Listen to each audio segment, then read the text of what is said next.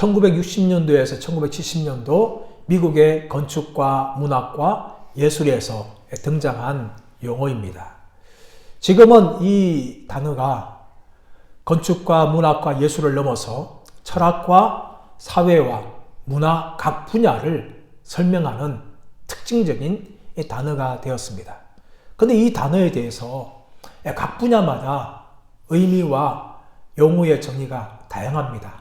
그래서 이 포스트 모더니즘이라는 이 단어를 꼭 무엇이냐라고 설명하기는 참 쉽지는 않습니다. 하지만 이 단어의 특징이 오늘날 우리 시대에 발견되고 있는데 그것은 바로 개인주의와 상대주의입니다. 한 사람의 개인이 지나치게 존중되어지고 한 사람의 개인의 사상과 생각과 표현들이 절대 가치화되고 있습니다. 이런 시대를 살아가고 있는 믿음의 성도들은 참으로 복음을 전하기가 굉장히 어렵습니다. 왜냐하면 그들을 향하여서 당신들은 죄인이며 예수 그리스도를 믿어야 구원을 받습니다. 이 말을 하는 것이 정말 어렵습니다. 이것이 복음인데 그들에게 이 복음을 원색적으로 증거하기가 어렵습니다. 더 나아가서 당신들은 죄와 마귀의 종이며 오직 예수 그리스도만이 왕이십니다. 라는 이 복음을 선포하는 것가 정말 어렵습니다. 이 땅에 사는 사람들은 스스로를 향하여서 죄인이라고 생각하지 않습니다. 또 자신이 왕이라고 생각합니다. 결코 자신은 죄와 마귀의 종이라고 생각하지 않습니다. 그렇기 때문에 자신이 죄인이란 말을 들으면 너무나 싫어합니다. 그리고 예수 그리스도를 믿어야 되고 예수님만이 왕이라고 전하는 복음에 대해서 거부하며 듣기를 싫어하는 겁니다. 그런데 이런 모습은 오늘날 이 시대의 사람들만이 모습이 아닙니다. 과거의 성경사를 보게 되어지면 아담과 하와 이후부터 지금까지 인류의 모든 사람들은 자신이 죄인이며 예수님이 왕이라는 사실을 거부하며 지금까지 살아오고 있습니다. 이것이 오늘의 사람들의 특징뿐만 아니라 모든 인간들의 특징이라는 것을 보여줍니다. 사도 요한은 요한복음 1장에서 예수님의 성육신대를 말씀하시면서 예수님이 자기 땅에 오매 자기 백성들이 영접하지 아니하였다라고 말하면서 영접하는 자 곧 그 이름을 믿는 자들에게는 하나님의 자녀가 되는 권세를 주셨으니 라고 말합니다. 여러분 이 말에 의하면은 사람들은 두 종류의 사람밖에 없다는 것을 성경은 이야기하는 겁니다. 하나는 예수님을 왕으로 인정하고 영접하는 사람. 또 하나는 예수님을 왕으로 인정하지 않고 거부하는 사람. 이 두 종류의 사람밖에 없다는 것입니다. 물론 예수 믿지 않는 사람들은 예수님을 왕으로 인정하지 않고 예수님을 구원자로 믿지 않습니다. 그런데 교회를 다닌다고 해서 여러분 모든 사람들이 예수님을 왕으로 예수님을 구원자로 믿는 것은 결코 아닙니다. 많은 분들이요 교회를 다니면 난 예수 믿는다 라고 생각합니다. 그러나 그 예수님을 믿는다는 것은 예수님을 나의 구원자로 믿고 예수님을 나의 왕으로 믿는 것입니다. 그렇지 않다면 그것은 예수님을 믿는 것이 결코 아닙니다. 교회에 와서 종교적인 만족을 누리고 기도응답을 체험하고 또 사람들과의 관계를 누린다 할지라도 그것은 예수 믿는 것이 아닙니다. 예수님을 믿는다는 것은 예수님을 나를 위해서 십자가에 죽으신 구주로 나를 통치하는 왕으로 인정하며 받아들일 때에 그것이 바로 예수님을 믿는 것입니다. 가룟 유다도 보십시오. 예수님을 3년이나 쫓아다녔습니다. 그러나 그는 예수님 믿는 사람이 아니었습니다. 3년이나 제자로서 예수님을 따라다녔지만 그는 마귀의 백성이었습니다. 우리도 착각하지 말아야 됩니다. 단지 내가 교회생활 하기 때문에 내가 신앙생활 하기 때문에 내가 예수 믿는다라고 많은 사람들이 생각하지만 그것은 영적인 오해요, 영적인 착각일 수 있습니다. 예수님을 믿는다는 것은 예수님을 나를 위해서 십자가에 죽으신 구원자로 또 나를 통치하시는 왕으로 인정하는 것입니다. 그런데 오늘 본문에는요, 이 예수님의 이 구원자 되심과 예수님의 왕 되심을 거부하는 사람들이 등장합니다. 그 사람들은 대제사장들이었고 또한 빌라도였고 또한 유대 백성들이었습니다. 이런 사람들이 거부했던 예수님은 누굽니까? 오늘 본문에서 예수님은 바로 죄가 없으신 분이라는 것을 우리에게 말씀하고 있습니다. 1절 말씀 보시면 이에 빌라도가 예수를 데려다가 채찍질 하더라라고 오늘 본문은 시작합니다. 여러분, 유대인들 특히 대제사장 무리들이 예수님을 빌라도에게 데려왔습니다. 빌라도는 총독 관정에 있었습니다. 이 대장들은 오염될까 싶어서 관정에 들어가지 못하고 밖에 기다렸습니다. 그러자 빌라도가 그들을 만나러 왔고 예수를 안으로 데려갔습니다. 그리고 예수님을 신문하였습니다. 그 결과가 무엇이었는가 하면 예수님에게서 어떤 죄도 발견하지 못했다는 것입니다. 특히 예수님은 로마의 반역죄를 저지르는 그런 죄를 범하지 않았다는 것을 빌라도는 확인을 하였습니다. 그래서 예수님을 풀어주고자 하였습니다. 유대인들에 나아가서 한 가지 제안을 합니다. 이제 6월절 전례가 있는데 이 6월절 때에 한 가지 전례가 바로 죄수 하나를 풀어주는 건데 너희는 이 예수를 풀어주기를 원하느냐? 그렇게 물을 때에 유대인들은 소리칩니다. 예수가 아니라 바라바를 풀어주세요. 여러분, 빌라도는 당연히 죄 없는 예수를 풀어주라고 유대인들이 요청할 줄 알았습니다. 그러나 유대인들의 생각은 전혀 달랐습니다. 나사렛 예수가 아니라 예수 바라바. 이스라엘 독립을 위해서 일하였던 바라바를 풀어달라라고 그들은 소리쳤던 것입니다. 그래서 빌라도는 작전을 바꿉니다. 이제는 그들의 동정심을 자극하기 위해서 예수님을 채찍질로 때립니다. 이런 로마인들의 이 채찍질은 굉장히 잔인합니다. 아주 심하게 이 채찍질을 할 경우에 뼈가 다 드러나고 근육이 파열되어지고 심지어 내장까지 그렇게 드러나는 것이 이 로마의 채찍질입니다. 왜냐하면 이 로마가 사용하는 채찍에는 가죽으로 되어 있는데 그 끝에는 짐승의 날카로운 발톱이라든지 금속 부치가 붙어 있었어요. 근데 그것을 떼다 보면 살갗이 뜯어나는 거죠. 뼈가 드러나는 겁니다. 피가 낭자하게 되는 거예요. 이렇게 심한 것이 이 로마 병사들의 채찍질이었어요. 근데 이 로마 병사의 채찍질은 크게 이 세 가지로 나누어집니다. 조금 가벼운 그런 채찍질은 푸스티가티오라고 하면서 가벼운 죄에 대한 그런 채찍질을 합니다. 그런데 그보다 좀 더 심한 죄에 대해서는 플라젤라티오라고 이야기하면서 더 강한 채찍질을 하는 거지요. 그리고 마지막 세 번째가 뭔가 하면은 베르베라티오. 이것은 아주 심한 채찍질인데 십자가 처형과 맞물리는 겁니다. 죄수를 나무 기둥에 묶어놓고 옷을 발가벗깁니다.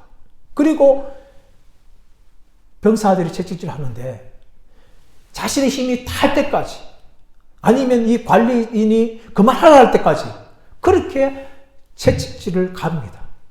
이 채찍질은 너무나 심하여서 죄수가 십자가에 달리기 전에 죽는 일이 다반사로 일어날 만큼 아주 심한 채찍질이었어요. 오늘 19장 1절에 말씀 나오고 있는 것은 세 번째 채찍질이 아니라 처음 채찍질이에요. 경고하는 거죠. 죄에 대해서 경고하는 겁니다. 그리고 이 로마 병사들이 이 채찍질을 한 후에 어떻게 합니까? 예수님의 머리에 과시관을 씌웁니다. 이 과시나무는 대추야자 가시나무입니다. 그 가시가 굉장히 길어요. 그래서 그 과시관을 머리에 쓰고 갈대로 때리면은 머리에서 피가 터지는 거죠. 더 나아가서는 이들은 예수님에게 자주색 옷을 입힙니다. 이것은 황제를 비유하는 거죠. 예수님을 조롱하기 위해서 자신들이 입었던 겉옷을 벗어서 예수님에게 옷을 입히면서 황제로서 그렇게 대우합니다. 그러면서 유대인의 왕이여 평안할지어다 하면서 손으로 때리죠. 유대인이 왕이 하면서 예수님을 조롱하면서 예수님이 쓰신 그 과시관을 갈대로 때리면서 예수님에게 고통을 가하고 있습니다.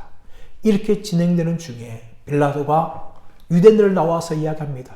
이제 내가 곧 조롱받는 이 예수를 데리고 나올 건데, 이 예수를 데리고 나오는 것은 나는 이 사람에게서 아무 죄도 발견하지 못했기 때문이다. 그래서 너에게 예수를 보여줄 것이다. 그렇게 말을 합니다. 이런 빌라도는 예수님을 신문하였습니다. 그러나 예수님에게서 어떠한 죄도 발견하지 못했습니다. 이런 빌라도 뿐입니까? 아니었습니다, 여러분. 가룟 유다도 은30에 예수님을 대장 무리에게 넘겼지만 내가 무지한 피를 팔아서 죄를 범하였도다. 그렇게 고백을 하였습니다. 빌라도의 아내를 보십시오. 빌라도 아내가 어떻게 빌라도에게 말립니까? 여보. 그 사람에게 아무 말씀하지 마십시오. 내가 지난 밤에 그 사람을 인하여서 애를 많이 썼나이다. 그렇게 말합니다. 또한 예수님 십자가의 양옆에 달려있던 두 강도 중에 한 명이 예수님을 조롱하는 한 강도를 향하여서 그를 책망합니다. 우리는 우리가 죄를 지은 것에 합당하게 벌을 받고 있지만 이 사람이 행한 것은 어떠한 죄도 없다 라고 하면서 한편 강도를 향하여서 책망을 합니다. 저는 빌라도도 예수님이 아무 죄가 없다는 것을 알았습니다. 그럼에도 불구하고 이 빌라도는 대장 무리들에게 예수님을 넘겨줌으로 십자가에 죽게 하셨습니다. 여러분, 빌라도는 어떻게 됩니까? 예수님 죄가 없는 분이라면 예수님을 풀어주어도 불구하고 그렇게 하지 못하였던 것입니다. 빌라도는 예수님이 죄가 없는 분임을 알았습니다. 또 예수님을 통하여서 내가 왕이며 나는 이것을 위해서 태어났고 내가 이 세상에 온 것은 진리를 증거하기 위함이다 라는 말씀도 들었습니다. 그러나 빌라도는 죄 없으신 예수님, 진리를 증거하신 예수님을 앞에 두고도 예수님을 믿지 않았던 것입니다. 사랑하는 여러분, 예수님께서 죄가 없는 분으로 아는 것만으로 충분하지 않습니다. 빌라도도 그렇게 알았던 것입니다. 빌라도가 무엇을 놓쳤습니까? 예수님이 이 땅에 오신 왕이시며 진리를 증거하기 오신 분이라는 것을 그는 믿지 않았다는 것입니다. 우리도 수많은 세월 동안 교회를 다니고 종교생활을 합니다. 예수님이 죄가 없는 분이라는 것을 많이 들었습니다. 그러나 여러분, 그것만으로 충분하지 않습니다. 예수님께서는 만왕의 왕이시며 진리를 증거하기 위해서 이 땅에 오신 분으로 우리가 믿을 때만 우리는 빌라도 같은 죄를 범하지 않을 수가 있는 것입니다. 사랑하는 여러분, 저와 여러분 모두가 다 예수님은 죄 없으신 분이시며 나를 위해서 십자가에 죽기 위해서 오신 분이시며 진리 되신다는 것을 믿으시는 저와 여러분들 되시기를 예수님의 이름으로 축원합니다. 두 번째로 본문은 예수님에 대해서 하나님의 아들이라고 그렇게 증거합니다. 자, 이제 빌라도가 로마 군병들에게 채찍에 맞고 또 자주색 옷을 입고 가시관을 쓰시며 조롱당한 예수님을 데리고 나옵니다. 그러면서 그들에게 말합니다. 보라, 이 사람이로다. 이 보라, 이 사람이로다를 로마어로 에케 호모라는 말입니다. 이 말은 예수님이 얼마나 불쌍한 자임을 드러내는 거예요. 빌라도는 말합니다. 너희가 이 예수가 반역을 일으킬 만한 그런 사람이라고 나를 데리고 왔지만 내가 보기에는 이 사람 아무것도 아니다. 이 봐라, 로마 병사들에게 채찍을 맞은 모습을 봐라. 그런 불쌍한 자다. 조롱당하는 모습을 보아라. 이 자는 아무것도 아니다. 어떻게 이 자가 가이사의 반역을 일으킬 수 있는 자이냐 하면서 조롱당하고 채찍에 맞은 예수님을 그들에게 보여줍니다. 그러자 그들이 어떻게 합니까? 십자가에 못 박으소서, 십자가에 못 박으소서. 여러분, 결코 유대인들은 예수님에게 조그마한 동정심도 보이지 않습니다. 오히려 예수님을 적대시하고 빌라도의 조롱에 대해서 그들은 대항합니다. 그들은 십자가에 못 박으소서, 십자가에 못 박으소서 이야기합니다. 이 말 들었던 빌라도는 화가 났습니다. 처음에 예수님을 풀어주려고 유월절 전례를 통해서 제안을 했고, 두 번째는 이렇게 예수님을 조롱당하고 채찍 맞은 모습을 보여주면서 유대인들의 동정심을 살려고 하였는데 두 가지 방법 모두가 다 실패로 끝이 났습니다. 그래서 빌라도는 짜증이 나고 화가 났습니다. 어떻게 말합니까? 너희가 데려가서 십자가에 못 박으라! 여러분, 물론 이것은 사형 권한을 다 넘겨주는 것이 아닙니다. 결코 유대인들은 함부로 죄인들을 십자가에 못 박을 수가 없었습니다. 그 사형 권한은 빌라도에게만 있는 거예요. 그래서 빌라도는 너무나 화가 나고 짜증난 자신의 말을 내뱉은 겁니다. 그러자 유대인들이 작전을 바꿉니다. 우리에게 법이 있으니 그 법에 따르면 이 사람은 신성 모독을 당하여서 죽어야 됩니다. 이렇게 말하는 겁니다. 이 부분 무엇일까요? 레위기 24장 16절 말씀 보시면 여호와를 모독하는 자는 신성 모독은 죄를 범했기 때문에 돌로 쳐서 죽이라. 그렇게 말씀합니다. 여러분, 그 법에 의하면 사실 돌로 쳐서 죽여야 돼요. 그러나 유대인들은요, 예수님을 돌로 쳐서 죽이지 않고 십자가에 못 박아 죽이기를 원하였어요.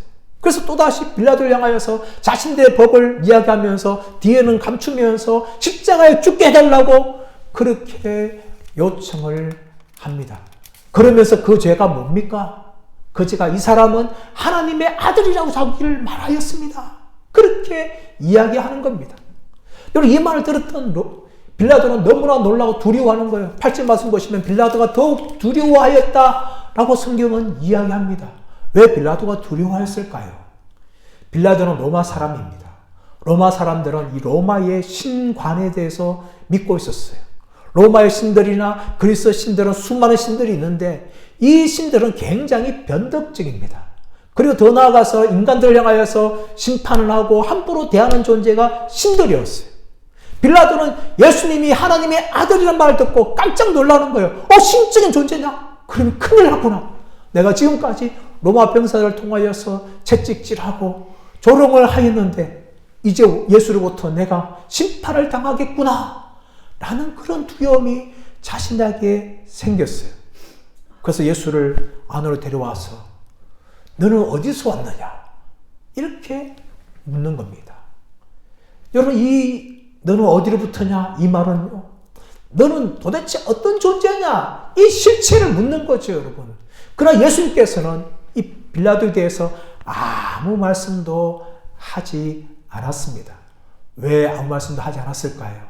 이미 예수님께서는 지난주에 본문에 때 다 말씀하셨습니다. 내가 왕이니라. 이를 위해서 내가 태어났고 진리를 증거하기 위해서 이 세상에 왔느니라. 라고 말했지만 빌라도는 진리에 대해서 아무런 관심을 가지지 않았어요. 그래서 예수님께서는 빌라도가 너는 어디로부터냐? 너는 도대체 누구냐? 라고 물을 때에 아무 말씀도 하지 않았습니다. 그러자 빌라도가 다시 예수님에게 말합니다. 너를 해할 권세도 너를 놓아줄 권세도 나에게 있다. 유대 총독으로 당연히 죄수 하나를 풀어주고 죄수 하나를 십자가 못 박을 권세를 당연히 가지고 있다는 것을 말하고 있는 것입니다. 그러자 예수님께서는 11절 말씀에 어떻게 말씀하십니까? 위로부터 주지 아니하였다면 네가 나를 해할 권세가 없었을 것이다. 그러나 나를 너에게 넘겨준 자의 죄는 더 크니라 라고 말합니다. 예수님은 두 가지 말씀하시죠. 하나는 위에서부터 허락해 주었기 때문에 네가 나를 십자가에 못 박아 죽일 수 있는 것이다 라고 예수님께서 말씀하시는 것입니다. 위에서 누굽니까? 하나님 아버지입니다. 십자가의 죽음은 하나님 아버지의 구원의 계획이었어요. 그 구원의 계획에 지금 빌라도가 일하고 있는 것에 불과하다는 걸 말씀하는 것입니다. 창세 전부터 하나님 아버지께서는 예수님을 십자가에 못 박아서 우리 죄인들을 구원하실 이 구원의 계획을 세우셨어요. 그리고 빌라도는 그 구원의 계획을 이루기 위해서 일을 하고 있는 것입니다. 하지만 빌라도는 자신의 죄에 대해서 책임을 져야 합니다. 여러분, 이런 원리가요, 성경 곳곳에 숨어 있습니다. 출애굽 때 보십시오, 여러분. 출애굽 때 바로가 강팍해지지 않습니까? 근데 또 성경 보시면 하나님께서 바로를 더욱더 강팍하게 하신 거예요. 그러면서 이 바로의 강팍함을 통해서 이스라엘 백성들이 출애굽을 하게 하는 그 기적들을 행하는 통로가 되어지는 것입니다. 그러나 이 바로의 강팍함은 하나님께서 10가지 재앙을 통해서 그 강팍에 대해서 심판을 하신 것이죠. 하나님께서 바로의 강팍함을 사용한다 할지라도 바로가 죄가 없는 것이 결코 아닙니다. 하나님은 그것을 사용하고 허락해 주었을 뿐이라는 겁니다. 가룟 유다도 마찬가지입니다. 가룟 유다가 은 30에 예수님을 대제사장 무리들에게 팔았습니다. 그러나 가룟 유다는 죄가 있는 거죠. 자신이 행하였기 때문입니다. 이런 균형이 성경 안에 있는 거예요. 이것이 무엇인가 하면 하나님의 주권 사상과 인간의 악은 양립할 수 있다는 겁니다. 하나님의 절대 주권 안에서 인간의 악은 허용되어지는 겁니다. 그러나 그 모든 인간의 악에 대해서 또 죄에 대해서 하나님은 심판을 하시는 것입니다. 빌라도 그런 존재였어요. 빌라도가 지금 예수님을 십자가에 못 박는 것도 하나님 아버지께서 위에서 허락해 주셨기 때문에 십자가에 못 박는 것입니다. 그러나 빌라도는 자신의 죄에 대해서 책임을 져야 합니다. 그렇기 때문에 우리가 예배 드릴 때마다 고백하는 사도신경에 이 빌라도의 이름이 들어가는 거예요. 빌라도에서 십자가에 못 박혔다는 것이 사도신경에 들어간 이유가 바로 이런 이유들 때문입니다. 하지만 이 빌라도의 죄보다 더 큰 사람의 죄가 누굽니까? 바로 이 예수님을 빌라도에게 넘겨주었던 대제사장 무리들의 죄가 더욱더 크다라는 겁니다. 그들은 고의적으로 예수님을 십자가에 못 박으라 하면서 예수님을 거부하였습니다. 빌라도는 그 소리에 굴복할 수밖에 없었던 것이었습니다. 그럼에도 불구하고 빌라도는 끊임없이 예수님을 놓아주려고 하였습니다. 12절 말씀 보시면 이러함으로 빌라도가 예수를 놓으려고 힘썼으나, 여러분 빌라도는 지금까지 예수님을 놓아주려고 굉장히 힘을 썼습니다. 헤롯에게 보내기도 하고 또 6월절 전례를 통해서 예수님을 풀어주기도 하였고 예수님을 채찍질하고 또 조롱하여서 유대인들의 동정심을 사서 풀어주려고 하였습니다. 그러나 이 모든 것이 다 수포에 들어갑니다. 끝까지 빌라도는 예수님을 놓아주려고 하였지만 12절 말씀 보시면 유대인들이 한 가지 큰 소리 더 지릅니다. 유대인들이 소리 질러 이를 때 이 사람을 놓으면 가이사의 충신이 아니니이다. 이 가이사의 충신이라는 말을 가이사의 친구라는 의미로 바꿀 수 있는 거예요. 그 당시에 가이사 로마 황제는 티베리우스 황제였습니다. 이 티베리우스 황제는요, 자신의 신하들의 죄가 발견되기만 하면은 즉각 없이 처형하는 아주 포악한 그런 황제였어요. 이미 유대인들이요, 이 빌라도의 폭정에 대해서 티베리우스 황제에게 보고를 한 적이 있습니다. 빌라도는 그것을 알았어요. 근데 만약에 예수를 고발하였는데 예수를 죄가 없다고 무죄 방면했다는 그 상소문이 티베리우스 황제에게 올라가기만 하면 이 유대 총독의 자리는 너무나 위태로운 것이었어요. 그래서 빌라도는 이 가이사의 충신이 아니니이다 라는 말을 듣고 난 후에 곧장 그는 심판석에 앉습니다. 13절 보시면 재판석에 앉아서 예수님을 재판을 합니다. 그리고 14절 말씀 보시면 빌라도가 유대인들에게 보라 너희 왕이로다 그렇게 말합니다. 이 말은 지금까지 빌라도를 향하여서 예수를 풀어주면 가이사의 충신이 아닙니다 라고 소리쳤던 유대인들을 향하여 조롱하며 대적하는 말이었습니다. 이 말을 들었던 유대인들이 어떻게 반응합니까? 15절 말씀 보시면 그들이 소리질러 지르되 없이 하소서 그를 십자가에 못 박게 하소서 그렇게 외칩니다. 빌라도가 또다시 말합니다. 내가 너희 왕을 십자가에 못 박으랴 그렇게 말할 때에 유대인들은 결정적인 말을 합니다. 대제사장들이 대답하되 가이사 외에는 우리에게 왕이 없나이다. 여러분 이 말은 충격적인 말입니다. 왜냐하면 하나님의 백성 이스라엘은 오직 하나님만이 왕이셨습니다. 그러나 이스라엘 역사를 보게 되었으면 왕 대신 하나님을 거부하고 반역한 역사였다는 것을 성경이 우리에게 증거하고 있습니다.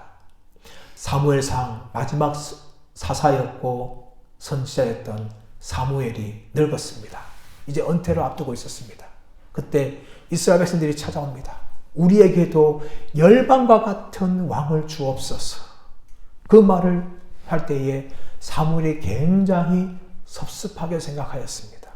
그때 하나님께서 사무엘상 8장 7절 말씀에서 사무엘에게 말합니다. 사무엘아, 사무엘아, 그들이 너를 버린 것이 아니다.